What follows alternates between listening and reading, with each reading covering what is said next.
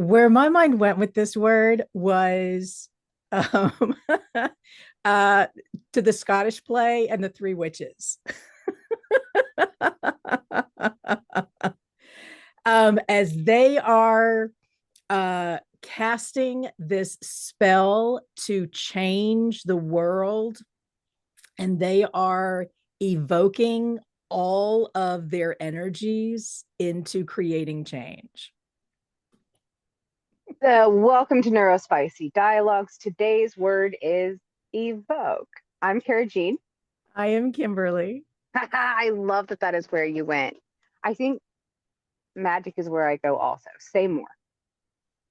For a while, like my brain was trying to like find a path with the word. I'm like, is this another word where I'm going to break it into its pieces? No, that's not, that doesn't feel aligned. So what is it? And I just kind of sat in that space for a second, and that was where my mind went, was to that. And I um for me, to evoke is just to call in something that isn't there at the levels I want it to be at. I like that. It might just be a tiny bit of it, but I want to evoke and bring in more of it. And now that I'm even saying it, I'm like, am I using the word correctly? Is that really what evoking is? Or has my brain just decided that that's what it's going to mean today? I I mean, my brain thinks the same thing, so I can't say that you or I are correct. However, I am in alignment with you on that. So much so, interestingly enough, that that's why I chose this word because, okay, so for everyone watching, Kimberly has this fantastic Dino the dinosaur cup. If you, yes, there we go, and pulls all of her words out of that she's written on the back of. Uh, Fortune cookies. Thank you. So we also usually get the little phrase that's on the other side at the end, which is wonderful. I just grab words that exist around me and use them. And that one came up, and my brain did the same thing that yours did, which is like pause on the. This is not always true. Often when we have these words, we just launch right. We're like, okay, and we launch into something. This one made my brain pause, and it was like, well, I feel like there's a lot of pathways, and it sort of just instead of like looking at the pathways, it went, huh. So when I watched you do that, that was such a fantastic mirror. Nice. I love that.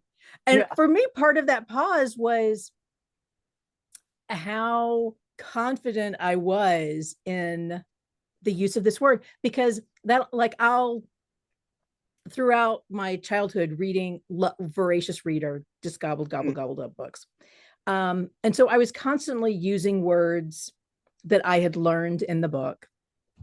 And I was not one of those, although my grandmother would have insisted I should have been, who would look up any word I didn't know. Like, I would look at it in the context. And then if I really couldn't understand what the word was, and it was important for me to get it right, like it wasn't just like a fun, a fiction, a Little House on the Prairie. Like, I read that series, and Anne of Green, like I read all that stuff.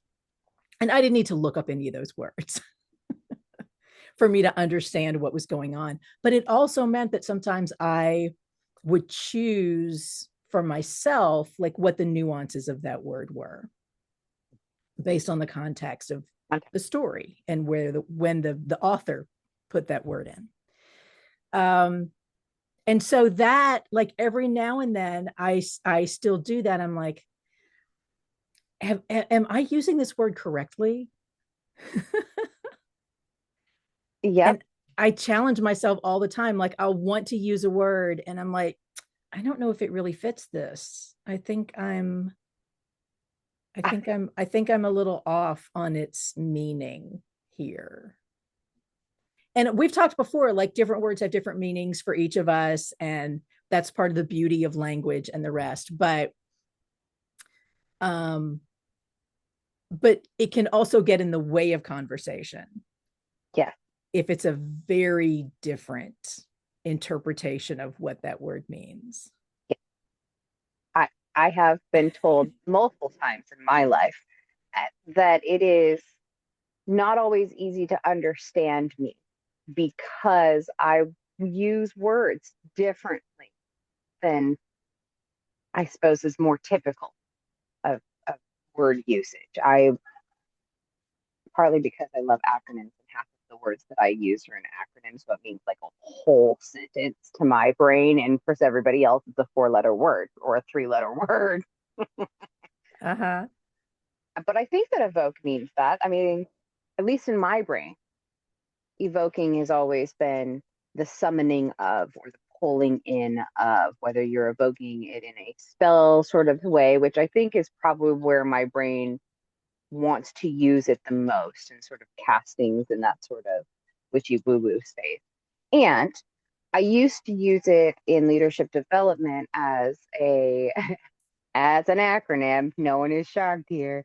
Yeah, for bringing leadership to the forefront, like the activities required to evoke that leadership space. But I think it still works either way. However, there are often times in conversations where I will start to say something and go, what's the right word for this? This is what's coming to my brain. I'm not sure that's accurate. Is there a better word? And I'll just stare at the other person.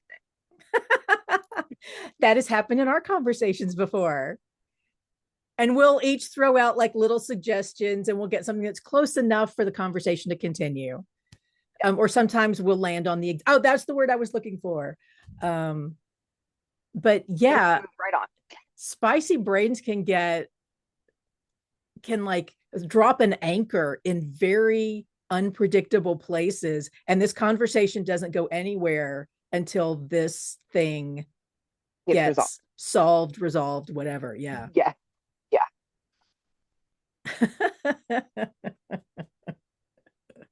Pump the brakes. Yeah. We're not going anywhere. Oh my goodness. Yeah. Yeah. And that the like me just a sec. My brain and my mouth are recommunicating. We will be back with you in just a Yes. And there's always the excuse that I would always draw on was, well, Shakespeare invented words. And I've heard like, a lot of other people do this. And I'm like, okay, that's a absolutely. little easy for us to say that. I'm good with Again, that. nothing wrong with it. It's because it's All absolutely words are made. true. He absolutely did do that. He, although what he did more than inventing words is he used words in different ways, which is really what we do. Absolutely. Yeah. And for now my brain is spiraling with like, oh, and the reasons he did that, and I'm getting all like scholarly in my head about it now, and that's not where I want this conversation to go, because that's so much less fun to me. That feels like I'm creating a lecture in my own head about teaching a class on Why Shakespeare words? and languaging and all the rest of it, which is fun. And I love I would having those enjoy that. conversations. Yeah. Exactly. But I'm opting out on that today. And And instead want to just own that, yeah, I have absolutely done that. And it has absolutely been a cop out for me to do it. It has been a way to excuse my use of invention in a way that wasn't always like poetic, which is the difference. Sometimes it was just, I was just dang wrong with the whole thing. I just made up a word. I needed a Yeah, word, so I filled it with sounds. right. Or I just had a completely wrong understanding of what that word meant. And then there's also like the cultural differences. Like, I think it's the word quite, where it means something different here than it means in the UK. Like, if my understanding is correct on this, Mm-hmm. and language is ever evolving. So this is like a 20 years ago understanding of what was told to me by someone from the UK, is that quite was a negative, as opposed to here where I think of quite as in it's an almost, it's a bit of something. Yeah. Yeah. Ha, This is quite, fascinating. this is quite tasty. For us would mean I'm enjoying it. For Yeah, them, not so much. I love that. That's like Southern versus Northern American, right? Like when somebody says, "Oh, bless your heart, aren't you a peach?" That sounds so sweet. That sounds so sweet. And if you were in the North and somebody said that to you, you'd be like, "Oh, thanks." If you're in the South, what you really want to do is be like, because they did not mean it nicely. That was not a sweet thing to say. That was not how that is. Yeah. Yeah. We really did corner the market on passive aggressive conversation in the South. Yes. I thought I Yeah. spoke it relatively fluently, raised in my family, uh, and the Slavic histories. But then I went to the South and thought, oh, I'm going to get educated.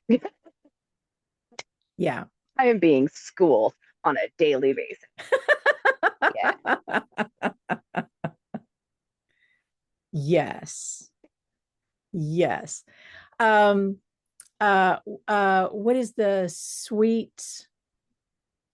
is it Sweet Magnolias, the play? I know there's also a Oh, series that's called that, but I think steel? Steel Magnolias, that's it. Thank you. Steel Magnolias. That's the series is Blunt and Sweet bashful. Magnolias. Steel Magnolias is the play. Yes. That to me is such a great primer for anybody who wants to understand Southern white women communicating with each other. Yeah. Because it's an entire language. Yes, it is. Yeah. And even with friends, like cutting each other down, it is so choice because it's true. There was nothing. Now, I love that play. I've done that play a couple of times and act as an actor in the show. And it's there was not like the first time I read that play, there was nothing in it that was new to me. Granted, beautiful. I'm not discounting like the beauty of the story and the writing and all the rest of it. I'm just saying all of that was real. Check, check, check. This all Exactly. track. Yes. Yes. It was so authentic. Yeah. That's maybe the best word I could use for it. In I'm the a Southern woman. I grow things in the dirt. I can't help it. Oh, and yes, I've looked at myself in the mirror and said, my hair does look like I'm wearing a football helmet.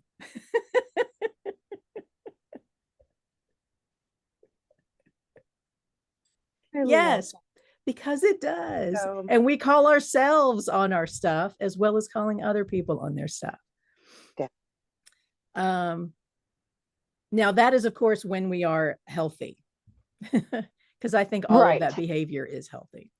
Yeah. Yeah. Direct. One of the things that I learned in going to the South versus living in the North, from my experience, was how much more direct and transparent things were, things that are uncomfortable, right? So the sass and the shade and the racism even was just, instead of hiding it so it comes as like a surprise slap, it's just exists and you can be like, look, there it is. Look, there it is. Oh, look, there it is. There it is again. Which is actually kind of soothing, coming back and being in like Washington and Oregon where everybody's so woke. You kind of get to lower your guard on some of those things. So when it shows up, it's much more surprising than in other locations. Yeah. Um, which is also the bad news. Yeah, That it's so commonplace that it's just casual. literally. Uh, because Yeah. like, there should be nothing casual about racism. So it should be Yeah, shocking. it should. And the microaggressions in places like that are macro, Yeah. right? Like, yeah. Yeah. Yeah. Well, we could go off on that tangent, but I would prefer I don't not. want So to evoke that. let's evoke another Yeah. feeling, another reaction. um, so there was a new tartan that was just designed, I guess is the correct word for Okay. Scottish tartans, for the witches who were slaughtered, massacred Whoa. in Scotland. Yes. I'm my brain is taking a second to catch back up because for some reason, and it's literally there is an argument going on in here right now, so loud. Because part of my brain is like, they can't do that. You can't just create new tartans. Tartans were created so long ago. And I was like, well, it is them and their tartans. So I suppose they could literally do whatever they want since it's their thing and you don't get a say in that. They're like, no, no, this is an ancient tradition, and now they're messing it up by bringing it, or they're not messing it up. It's literally their tradition. They're literally using it right. It's loud in here right now. Nice. And new tartans are created all the time, by the way. All of the time. Yes. I've Yeah, been to the it's fun not fact. like, there were the original 13 clans and those are the only tartans that will ever be. Right. No, it's nothing like Right. that. Like No. you could go and you could commission a tartan to be created Yes. in your name. Yes. I have been to the tartan factories and I my brain ought to this is why we're having such a disagreement. That's why it literally took me back so hard. Is that part of my brain is so offended by this. And literally the rest of my brain is like, that doesn't why are you stop being weird? Like that you even know. Yes. I love that though as an honorarium, as a way to man, as a way to honor and shine light on Mm-hmm. the whole community. Yeah. Yeah. And I say it's new to me. It may have been around for a while and I'm just slow to catch the breaking news story. But Yes. yeah, yeah, I found a lot of, is comfort the right word? I don't know. But I I felt found I found it very soothing to know that someone took the time to see a need and met that need. And that was pretty cool. Yeah. honor the witches Yes. or fear the return. Those are kind of your two choices. In my Well, return. What does that word mean? I mean, they've always been here. They will always be here. that way I think of like a Saturn return, right? It's not like Saturn's not in the sky, but it will return into your life and wreak havoc. And Yeah. the witches could return into your life and wreak havoc. It is, in my experience, with anything Yes. magical, better to honor, whether it is witches or fae or jinn or demons, whatever that is. It is best to move forward with care, caution, and a healthy bit of reverence for what you might not understand. Yeah. Also, never give them your name.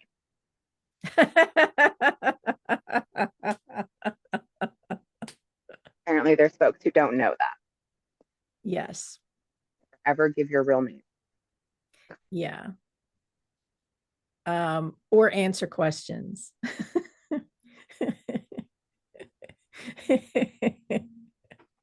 There may be Never say thank you. consequences if you get it wrong. Yeah. Yes. Oh, Offer gratitude very cautiously because they may accept that and take that to a place you did not expect that to go. Huh. I love fable. I love mystical lore. Wouldn't it be cool if we use those same things on each other? Like move with reverence and care and a good bit of caution. yeah, definitely. I like how it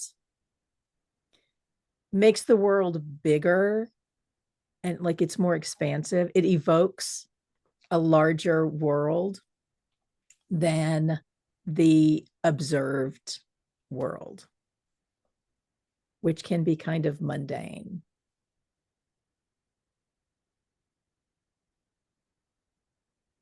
No, that's We wrong. feel that way.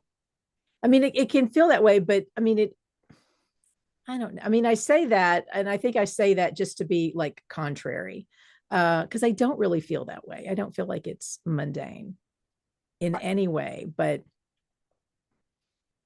it seems like society treats it as though it's mundane. Maybe that's the best way to phrase it. That's that's where I was going when you said it. I was like, well, as I'm sitting here watching the leaves dance and the light play and the flowers and the birds, I'm thinking, well, life is not so mundane, but society sure can get that way. Yeah. Yeah. A The lot. world is full of wonderful things, Yeah. butterfly wings, fairy tale king, and the monotony of maintaining systems for other people, hashtag society, can be very mundane and exhausting. Hmm. Yeah. Mm. I think that's one of the things uh, my mind went to Brave and the fae that took her on the journey to the thing. And then my brain started like I'm totally in this conversation and my brain is like having these myriad conversations and replaying clips from movies. And I'm thinking about how much magic there is in Disney. And I think that's why the Disney films, the animated specifically, there's they're so incredibly popular because there is so much magic in every single one of them. Yeah. And as kids, we we absorb that differently than I think many adults do, which is And unfortunate. I think that's part of why Disney is so successful, right? Is it the magic that is in the Disney evokes an awareness when we are young, right? It allows it kids see that magic all day, every day. You cannot convince them that all of that is not 1000% real. And then as we age and we have these experiences that shift and alter and adapt our perception, being able to go back to the fairy tale and the way that that re-invokes that in your own nervous system and psyche, that is why they bridge so many generations, because it is reminding, it's not even showing you that there is magic, it is reminding you of the magic you can access at any time, which Yeah. is the magic of in our world, that is more like your neurospicy operating system, who you are, what you have learned in your experiences is magic. You don't have to go looking for it. Like listen to Dorothy and Oz. You don't have to travel far to find the magic that was always in your backyard. Mm-hmm. Or E.T., which for my money is one of the most magical stories that Spielberg ever told. And just when ET and the finger is lighting up and he's bringing it in closer and just that look of wonder and oh gosh, there just that Just watch idea that there's so much more. and you could tap it. Yeah. Yeah, you could evoke it. Yes. You At know, any time. considering where we go with so many different words, we've actually stayed on a pretty solid path with this. I mean, it's wandered, right? We did Shakespeare and Steel Magnolias and E.T. So we've gone Hmm. on this, it's been one of these, but it's right along that magic path. And I find that fascinating because that is directly a link for my brain around evoking. It really is choosing to call forth whatever the magic is that you need, whether that is fairy tale fae, storytelling magic, or just evoking your own strength, your own courage, whatever it is you need in that moment, and taking that spot, that breath to call it forward. Hmm. And I love that just like we've felt the edges of that pathway pretty thoroughly and still stayed on the path. I think I'm pretty impressed. Yeah. Of course, now my brain is like, what weird place can you take this?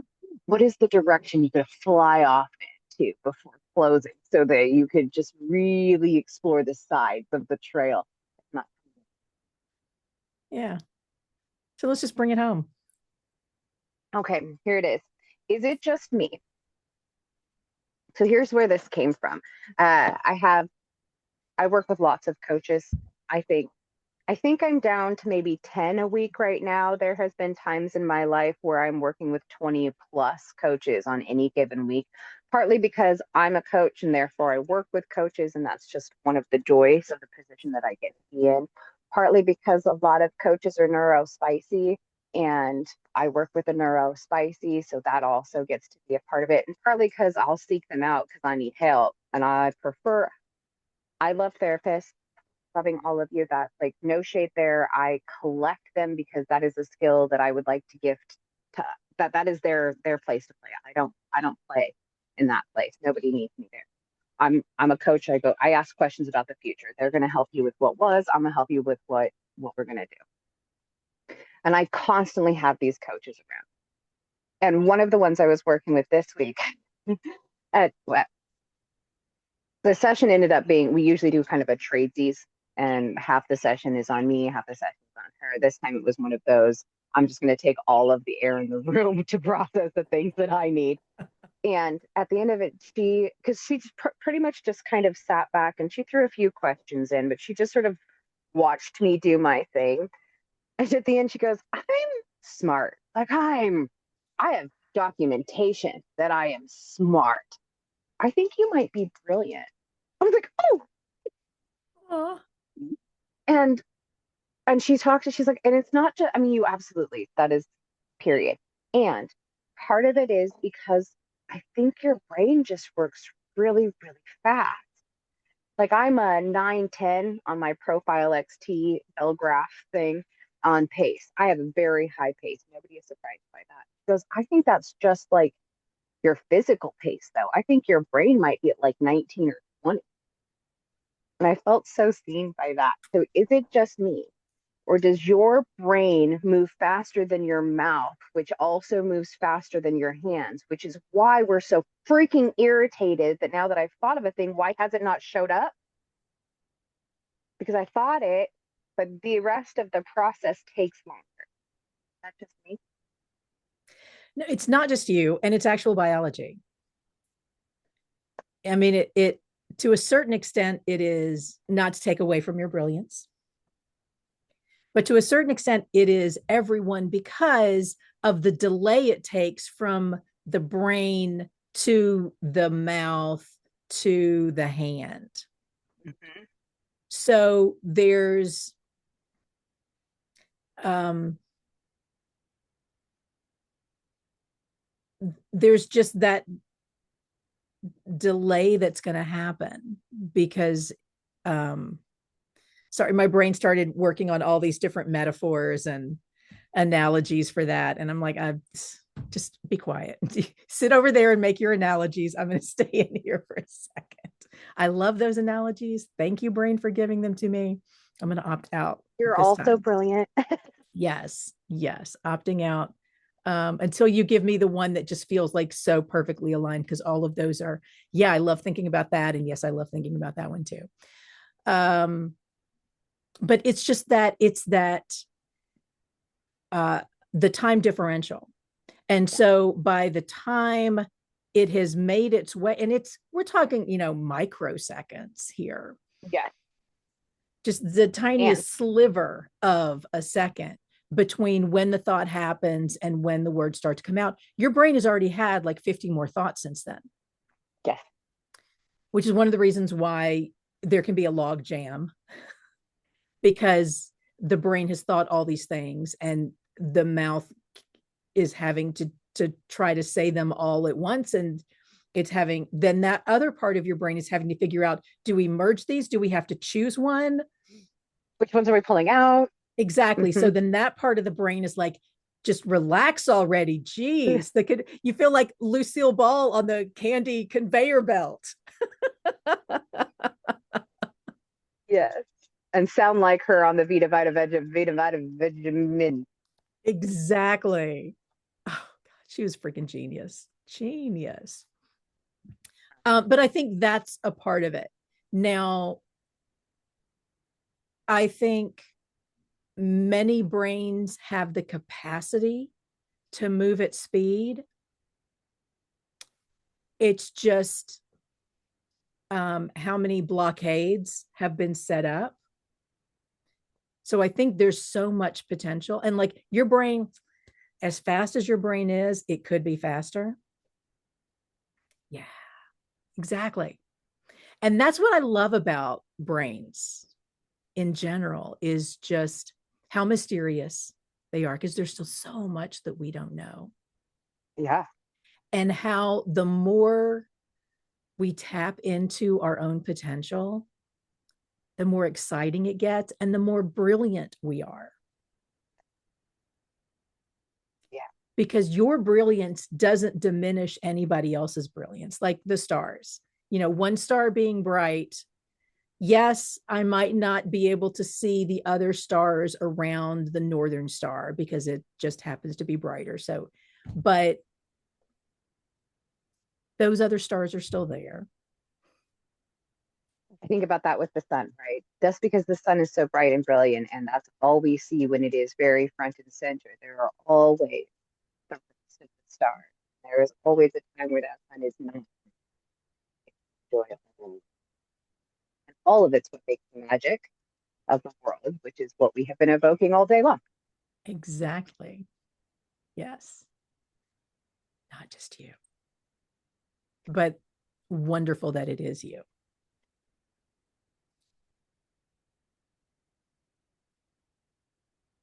Except for the irritating part where I wish things were done faster, and I always feel like I'm already 6 months behind because my brain has decided to time jump 2 years into the future, and my body is still stuck today.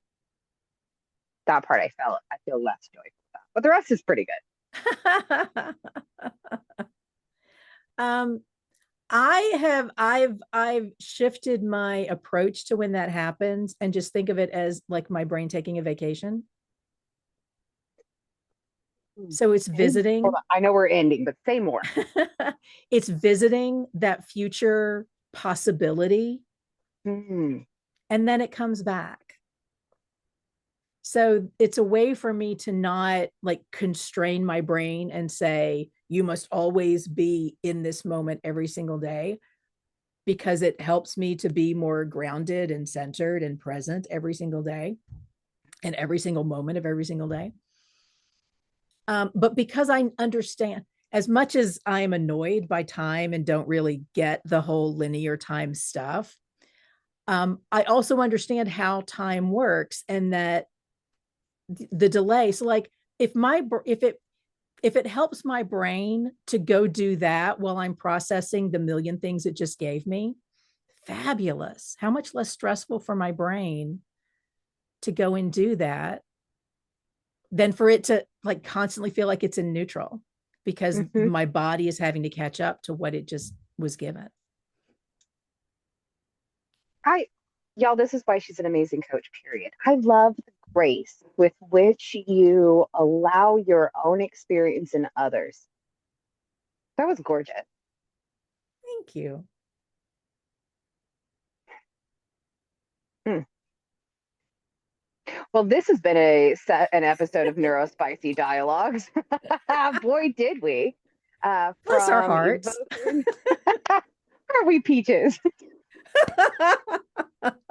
From Shakespeare to Southern sass, we have evoked so many topics today. Thank you so much for joining us. We'll see you next week. I'm Cara Jean. I am Kimberly. Bye. Bye.